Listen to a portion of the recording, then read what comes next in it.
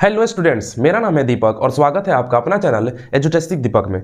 तो आज आप लोग पढ़ने वाले हो प्रश्नावली 2.2 का प्रश्न संख्या 2। आइए देखते हैं कि इस प्रश्न में क्या बोला गया है और इस प्रश्न को हम किस प्रकार सॉल्व कर सकते हैं। तो चलिए पढ़ते हैं प्रश्न में है एक द्विघात बहुपद ज्ञात कीजिए जिसके शून्यकों का योग तथा गुणनफल क्रमशः दी गई संख्याएं हैं। इसका मतलब है कि जो शून्यकों का योगफल है वो है 1/4 और जो आपका गुणनफल है वो कितना है -1। हमने पिछली वीडियो में आपको ये बता दिया था कि आखिर योगफल और गुणनफल दोनों ही किसके बराबर होते हैं। आइए देखते हैं कि अब इस प्रश्न को कैसे हम सॉल्व कर सकते हैं।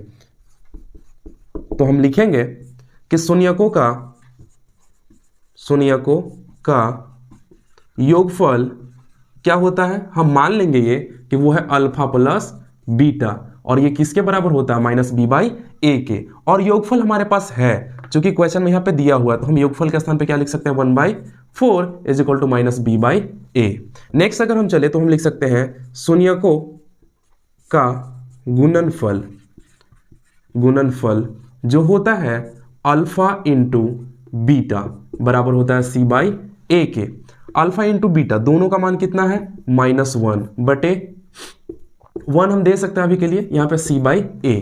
अगर हम यहाँ पे इस प्रश्न को देखें तो b और c अलग हो सकता है, कोई दिक्कत नहीं है, लेकिन एक ही क्वेश्चन में a का मान अलग अलग अगर हो रहा है तो वो सही नहीं है। जैसे यहाँ पे a का मान कितना है 4 और यहाँ पे a का मान कितना है 1, तो हमें इस 1 को 4 में कन्वर्ट करना होगा। कैसे कर सकते हैं? तो हमें अंश और हर दोनों में 4 से इंटू करना होगा। अब जब अंश और हर दोनों में 4 से अगर इंटू करेंगे तो -4 और यहाँ पे हो जाएगा +4। फाइनली अब हम बोल सकते हैं कि यहाँ भी a का मान 4 हो गया और यहाँ भी a का मान 4 हो गया। तो इस चीज को हमेशा आपको ध्यान रखना है। अब हम क्या लिख सकते हैं? तो a का मान कितना है 4 है यहाँ या यहाँ। इसी प्रकार b का मान कितना है तो क्या हो जाएगा -1 एंड फिर c का मान कितना हो जाएगा -4। तो इस प्रकार जो हमें बहुपद प्राप्त होता है वो क्या हो जाएगा, तो लिख लेंगे बहुपद बराबर 4x² -x -4। ये आपका बहुपद प्राप्त हुआ। नेक्स्ट क्वेश्चन सेकंड में आते हैं। सेकंड क्वेश्चन में क्या है तो वो है √2, 1/3 यानी कि शून्यकों का इस बार योगफल जो है वो √2 है और जो गुणनफल है वो कितना है 1/3। तो चलिए आते हैं देखते हैं कि कैसे हम इस क्वेश्चन को सॉल्व कर सकते हैं। जैसे इनका योगफल यानी कि अल्फा प्लस बीटा का मान दिया हुआ है वो कितना है √2 और ये किसके इक्वल हो जाएगा -b/a के। इसके नीचे अगर हम चाहें तो 1 दे सकते हैं, कोई दिक्कत नहीं है, ठीक है। उसी प्रकार फिर शून्यकों का गुणनफल जो है वो क्या हो जाएगा alpha into beta is equal to c/a। और एक चीज आपको हमेशा याद रखना है वो क्या है कि जहां a b c जो है वो क्या है अचर पद है, बहुपद का अचर पद होगा, ठीक है। और अल्फा इंटू बीटा यानी कि इनका जो गुणनफल का मान है वो कितना है 1/3 और हम यहाँ पे लिख सकते हैं c/a। अगर हम यहाँ पे देखें तो a का मान फिर से कितना है 3 और a का मान कितना है 1, तो फिर से हमें इसे चेंज करना होगा किस चीज में, तो a का मान इक्वल में। जैसे यहाँ पे a का मान 1 है तो हमें यहाँ भी 3 चाहिए, तो हम क्या कर सकते हैं, तो हमें करना होगा 3 से इंटू ऊपर और नीचे यानी कि अंश और हर दोनों में। और जब हम ये काम करेंगे तो मेरा एक और स्टेप बढ़ जाएगा, यहाँ पे वो हो जाएगा 3√2/3 बराबर -b/a। अब हम बोल सकते हैं कि यहाँ भी a का मान 3 और यहाँ भी a का मान 3, तो यहाँ पे होने वाला है a का मान 3 देन b का मान कितना हो जाएगा, तो b का मान हो जाएगा -3√2 एंड c का मान कितना हो जाएगा 1। लिखेंगे कि चूंकि बहुपद का व्यापक रूप जो होता है, व्यापक रूप वो होता है ax² + bx + c, जहां a b c क्या है अचर है। तो बस हमें अचर पार्ट को इस पे पुट कर देना है, यानी कि a का मान कितना हो जाएगा 3x², फिर b का मान कितना हो जाएगा -3√2x, देन c का मान कितना हो जाएगा 1। This is your final answer. चलिए आते हैं नेक्स्ट क्वेश्चन नंबर 3 में। चलिए देखते हैं कि इस क्वेश्चन में क्या बोला गया है। तो इस क्वेश्चन में है 0,5 यानी कि हमें शून्यकों का जो योगफल है वो कितना दिया हुआ है 0 और जो गुणनफल है वो कितना दिया हुआ है √5। तो आइए देखते हैं कि कैसे हम इस क्वेश्चन को सॉल्व कर सकते हैं। तो इनका योगफल 0 है, इसका मतलब कि अल्फा प्लस बीटा का मान कितना दिया हुआ है 0, यानी कि ये इक्वल होगा -b/a के। 0 के नीचे हम चाहें तो 1 दे सकते हैं, कोई दिक्कत नहीं होना चाहिए। नेक्स्ट जो इनका गुणनफल है वो कितना है √5, मतलब अल्फा इंटू बीटा का मान कितना है √5 और ये किसके इक्वल होगा c/a के। और हम चाहें तो यहाँ भी a का मान 1 लिख सकते हैं। यहाँ पे अगर देखें तो a का मान 1, यहाँ भी a का मान 1, तो कोई दिक्कत होने वाला नहीं है, जो जैसे बस वैसे लिख देना है।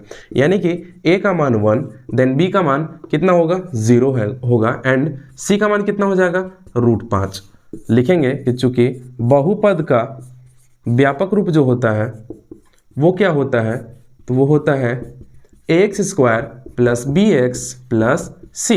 अब हमें a और b और c के मान को हमें इसमें पुट कर देना है। इसका मतलब है कि हम अगर यहाँ पे 1 रखें तो ये हो जाएगा x², देन b के स्थान पे 0 है, इसका मतलब कि 0x एंड c के स्थान पे कितना है √5। तो हम लिख सकते हैं x² + √5 क्योंकि 0 × x यानी कि 0 होगा। ठीक है, तो ये आपका बहुपद होने वाला है। चलिए नेक्स्ट क्वेश्चन है क्वेश्चन नंबर 4। आइए देखते हैं ये क्वेश्चन क्या है। जैसे क्वेश्चन नंबर 4 में 1,1 यानी कि सुनिए को जो योगफल दिया हुआ है वो 1 है और गुणनफल भी कितना है 1 है। इसका मतलब है कि अल्फा प्लस बीटा का मान 1 और अल्फा इंटू बीटा का भी मान 1 यानी कि दोनों का मान सेम है। तो चलिए देखते हैं कि अल्फा प्लस बीटा के स्थान पे हम रख देंगे 1, तो ये हो जाएगा -b/a और 1 के नीचे 1 लिख सकते हैं, कोई दिक्कत नहीं है। इसी प्रकार अल्फा इंटू बीटा का मान कितना है 1 ही है। ठीक है, 1 = क्या हो जाएगा c/a और इसके नीचे भी हम 1 लिख सकते हैं। यहाँ भी a का मान 1, यहाँ भी a का मान 1, बाकी b और c का मान कुछ भी रहे कोई दिक्कत नहीं होना चाहिए। यानी कि हम लिख सकते हैं a का मान 1, b का मान -1, देन c का मान कितना +1। लिखेंगे कि चूंकि बहुपद का व्यापक रूप x² + bx + c होता है। अब इस व्यापक रूप में हमें a b c का मान को रख देना है। इसका मतलब है कि अगर हम a के स्थान पे 1 रखें तो ये हो जाएगा x², देन b का मान -x + 1। चलिए अब हम देखते हैं क्वेश्चन नंबर 5। आइए देखते हैं कि इस क्वेश्चन नंबर 5 में क्या है। क्वेश्चन नंबर 5 में है -1,4 और 1,4। इसका मतलब है कि शून्यकों का जो योगफल है वो है -1/4 और जो गुणनफल है वो कितना है 1/4। तो चलिए देखते हैं। इसका मतलब है कि अल्फा प्लस बीटा का मान कितना है -1/4 है, तो हम चुपचाप रख देंगे -1/4 और ये किसके इक्वल होने वाला है, तो -b/a के। इसी प्रकार अल्फा इंटू बीटा का मान कितना है 1/4 है। इसका मतलब है कि 1/4 अल्फा इंटू बीटा के नीचे हम रख देंगे और ये c/a के इक्वल होगा।